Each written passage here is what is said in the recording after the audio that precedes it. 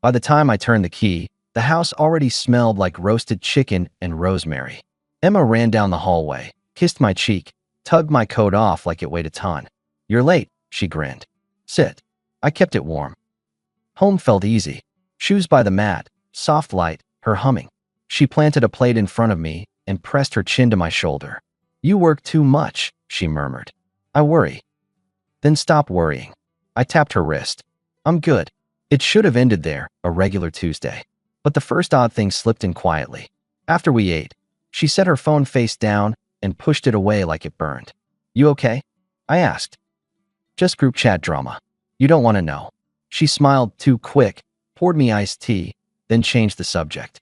We watched a rerun of a crime show. She curled into me like always, warm, attentive, joking about the bad acting. When I got up to rinse dishes, she pulled her phone to her chest and turned away.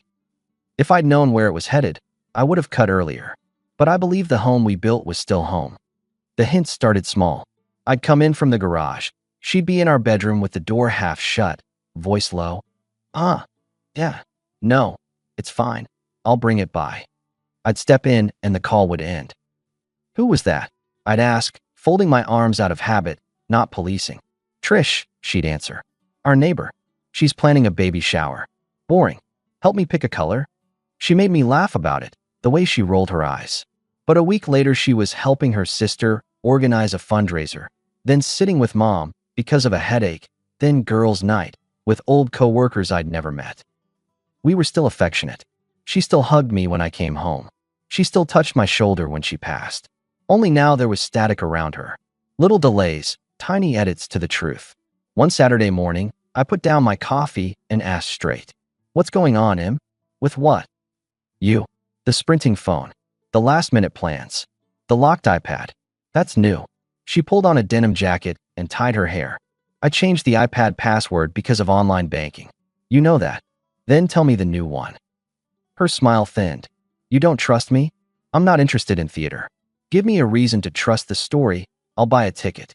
She sighed, walked to the counter, scribbled 4 digits on a sticky note, and slapped it down. "There. Happy." "When did we start pretending?" I asked. She leaned against the fridge. "You're reading into everything. My mom's hip hurts. My sister's kid needs rides. Trish is always flailing. I'm being a decent person. Then schedule it like a decent person. Put it on the calendar. No more pop-ups." She raised a brow. "Calendar approvals for my life? Cute. Try respect for shared time. There's a difference." She crossed her arms. "You're controlling." "I run a contracting crew all day. I hate surprises in my free time." "That's not control. That's sanity." "Fine." She grabbed her tote. "I'll be back for dinner. Don't wait up." "I'll eat at Ben's," I replied. "Game night. Text if you need me."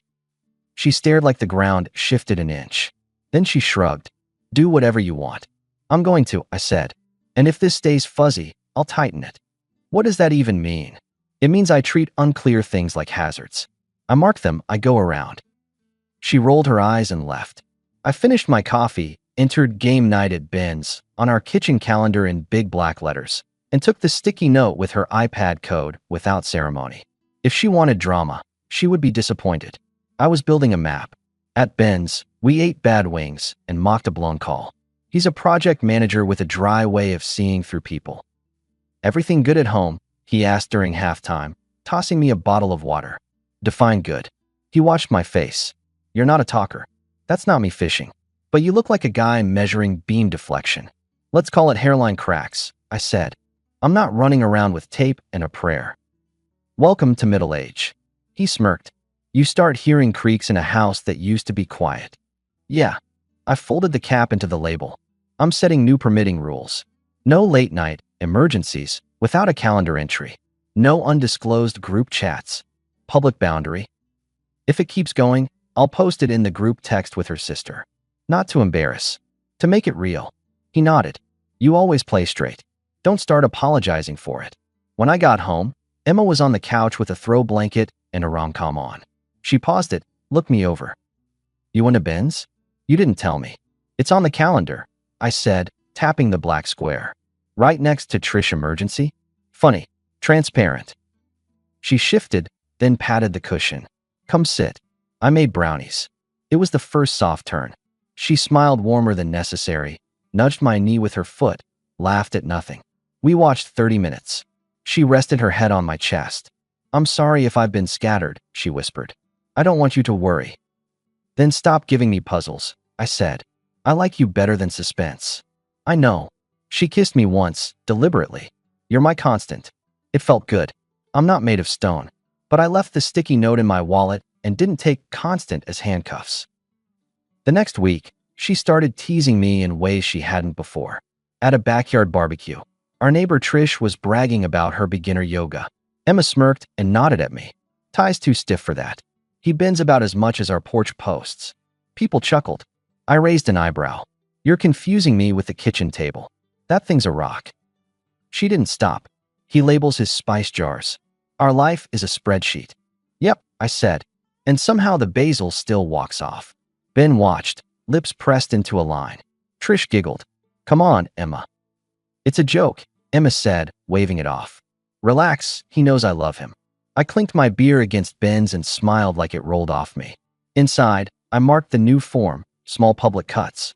In return, I adjusted. Walking home, I matched pace with Emma. "New rule," I told her. "No jokes at my expense in front of the neighbors." "That's ridiculous. Take it or leave it. If you need a laugh, we've got a remote. Or roast me at home if you must. Not in front of Trish." "Why?" "Afraid of looking human. Afraid of normalizing cheap shots. I set the price in our house." She blew out air. "All right. Fine. You're welcome." 2 days later, she texted at 5:15 p.m. "Running late. Helping mom with a shelf. Don't wait up." "Put it on the calendar," I replied. "Seriously?" "Yes." She didn't.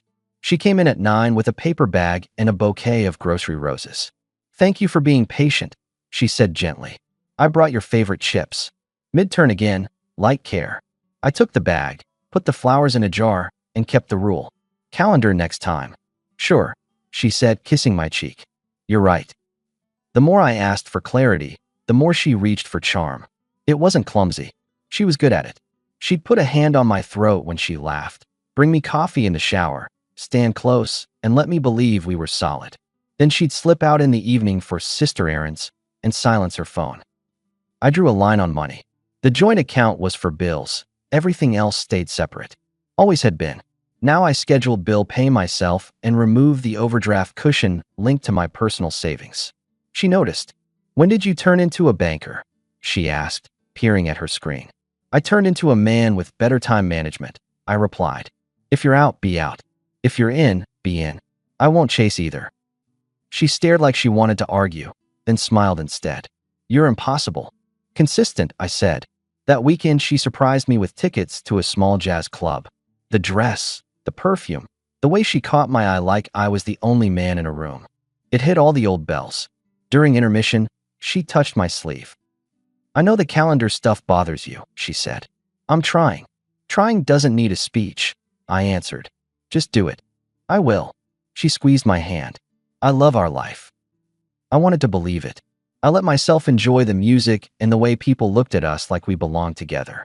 But when we got home, she slipped away for a quick call and came back with a smile that didn't belong to our night. I went to bed without asking. On Monday, I hired a private investigator. I didn't make a big deal.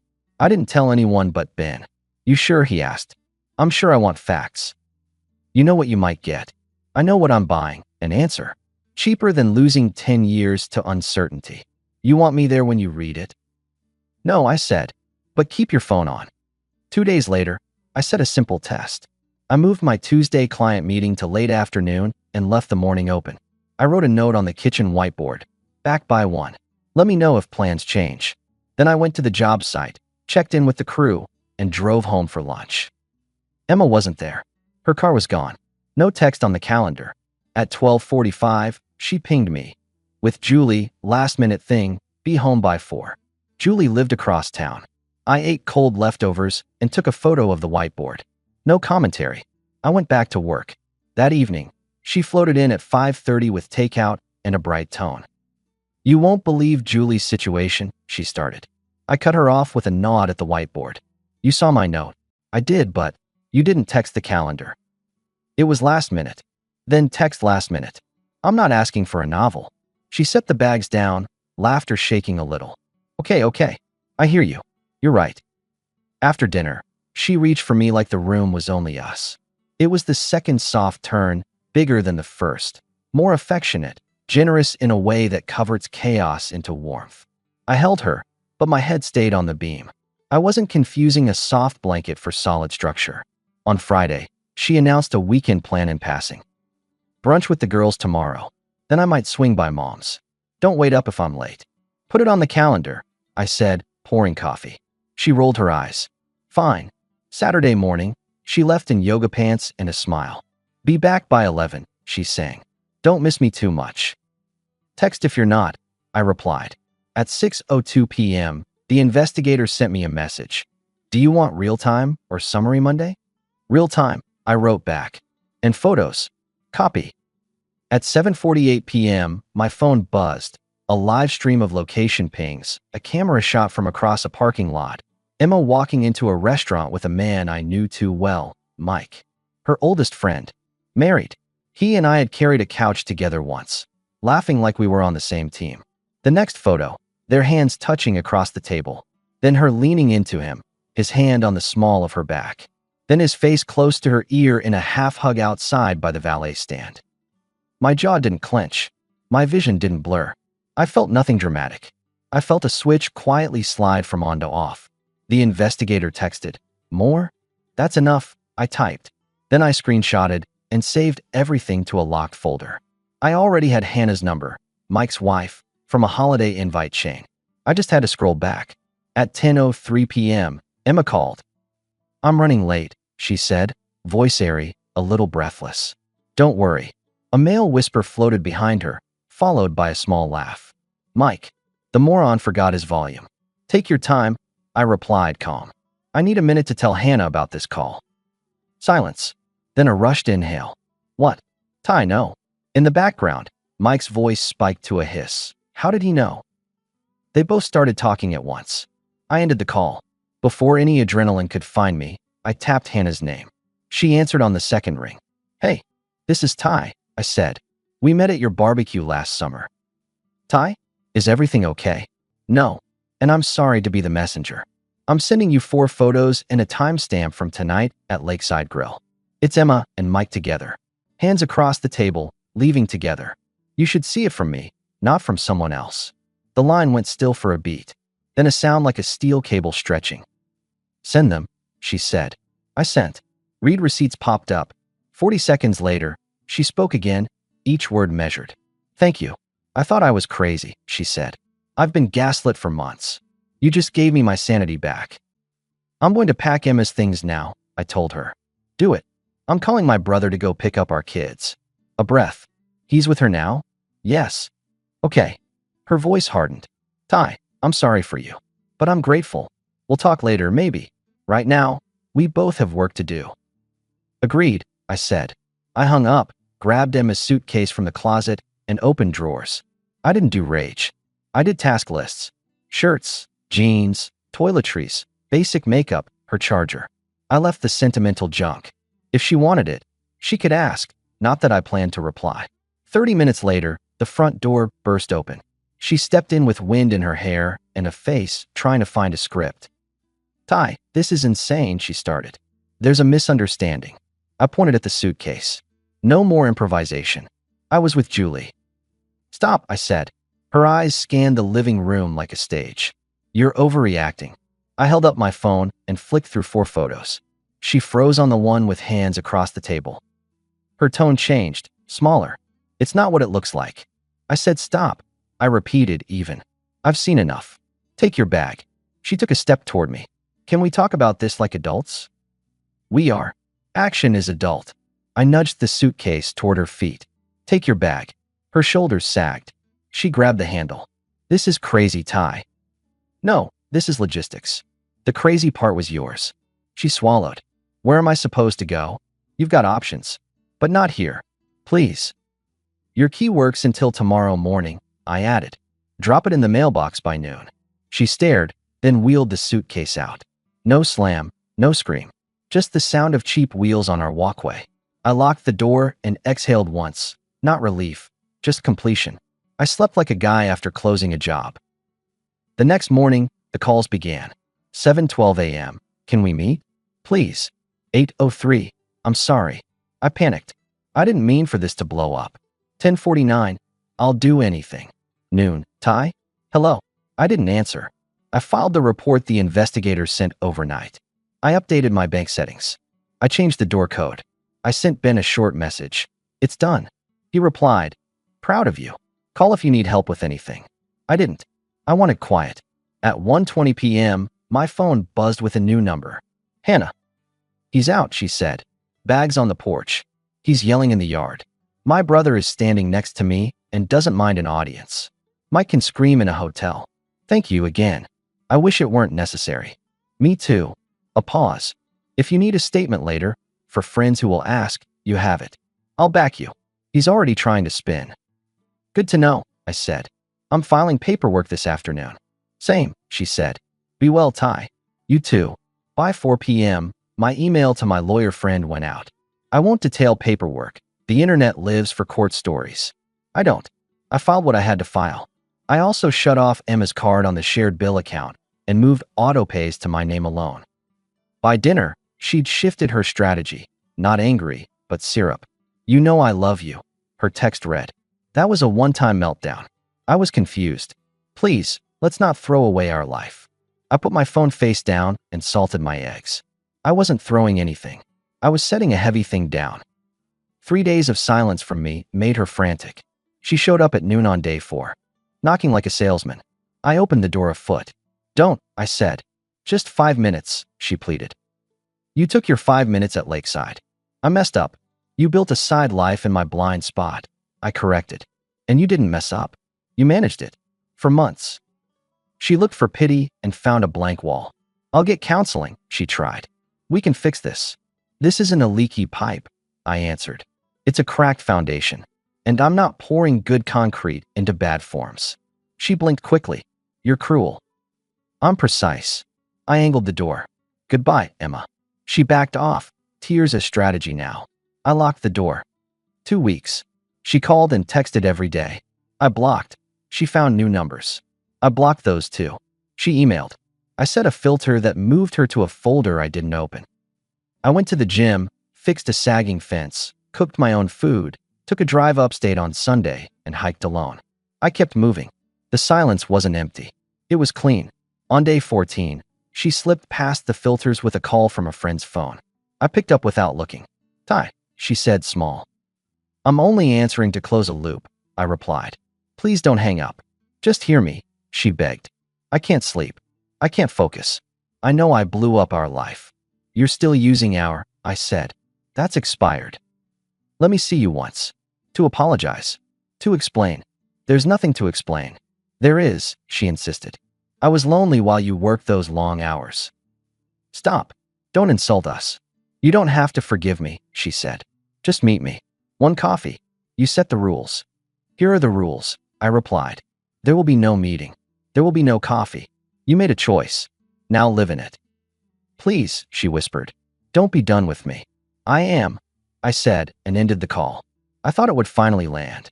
It didn't. 2 days later, she waited outside my office, arms folded, eyes red. Ben saw her through the glass and waved me over. You want me to move her? He asked. No, I said. I'll handle it. I walked out. She rushed forward like a hug would erase paperwork. Stop, I told her. Ty, I get it now, she said, words tumbling. I lost my mind. I miss you. I miss our routine. I will do anything you say. Good, I replied. Do this. Go home. Don't come back here. Don't show up at my house. Communicate through email about logistics only. I'll check that folder every 3 days. That's all. You can't mean that. I do. She reached for a different tactic. If you leave me, you're throwing away a woman who loves you. People make mistakes. That word is too small for a plan, I said. She flinched. Then anger cut through the wet voice. You think you're perfect. You're cold. All math. I'm warm to people who respect me. I stepped back, not interested in a show. She stared at me, then at Ben visible through the glass. She raised her voice. Ask your buddy if he thinks you're so great. Maybe he knows you're not much of a man at home. Ben opened the door and leaned against the frame, arms crossed. I know he cooks better than me and can read a calendar. That's enough for a man where I'm from. She flushed, turned to me again. Is this it? You into marriage with a shrug? Not a shrug, I said. A standard. I nodded past her, toward the parking lot. Go. She left with a final parting shot I didn't bother to hear. Inside, Ben clapped my shoulder. You're a stonewall, he said. No, I answered. I'm a finished job. I assumed that was the last in-person scene. I was wrong. The next stage was her trying to control the story. Mutual friends started texting me vague questions. Hey, man, everything okay? From one.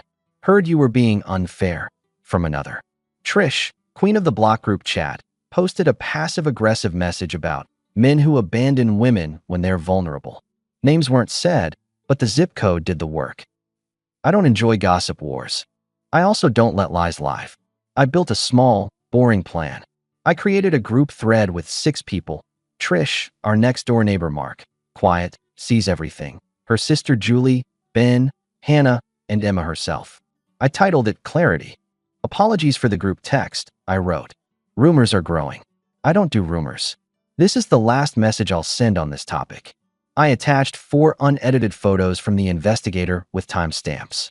I attached screenshots of my whiteboard note and the don't worry call log with 10:03 p.m. I didn't add commentary. I ended with one sentence. We're separating, paperwork filed. Please keep me out of any story that ignores these facts. The thread blew up for 5 minutes. Trish went silent. Mark sent a single understood. Julie wrote my phone privately. I had no idea. I'm sorry. Ben added a thumbs up. Hannah chimed in. Thank you for the transparency. Emma left the chat. I muted my phone. By the end of that week, my bank accounts felt lighter in a good way. No more mystery charges for random brunches. My living room felt bigger. My sleep wasn't interrupted by late-night whispers down the hall. I kept my routines. Early gym, black coffee, tile backsplash estimate at 10 a.m., quiet dinner at 7. In the evenings, I read. I fixed the hinge on the back gate.